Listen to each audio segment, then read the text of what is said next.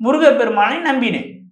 ஆன்மீக இப்போ கடவுளே கிடையாது ஒருத்தர் சொல்றாருன்னு வச்சுக்க, நான் கடவுள் இருக்கிறாருன்னு சொல்லுவேன். ஏன்? பார்த்த விஷயம், உணர்ந்த விஷயத்த எப்படி இல்லைன்னு முடியும்? புரியுதுங்களா? ஒரு விஷயத்துல நான் வெற்றி அடைஞ்சிருக்கேன். இந்த காலகட்டத்தில் இன்னைக்கு நம்ம வந்து இங்க இருந்து கடல் தாண்டி இருக்கக்கூடிய கிளைண்ட் முதல்ல நமக்கு விட ஒரு க்ளோஸ் டைப்ல இருக்காங்க அப்படின்னா, இந்த வெற்றிக்கு பின்னாடி என்ன இருக்கு? சம்பத் சுப்பிரமணியன் வெற்றிக்கு பின்னாடி என்ன இருக்கு? ஒரு கடுமையான கடந்து வந்த பாதை. கடுமையான பாதை, மிக கடுமையான பாதை. அதை கடந்து வந்ததுனால தான் இன்னைக்கு என் கிளைண்ட் கிட்ட நான் ஒவ்வொருத்தர்கிட்ட சொல்றேன், ஒரே விஷயம் ஸ்ட்ராங்கா உறுதியா சொல்றேன், நான் அடி வாங்கிட்டேன். இப்போ முதல் ஒருத்தன் இழக்கும் போது அழுவான், ரெண்டாவது இழக்கும் போது லைட்டா அழுவான், தொடர்ந்து இழந்துட்டே இருக்கும்போது ஒரு காலகட்டத்தில் இழப்பும் அவனுக்கு சிரிப்பா மாறும்.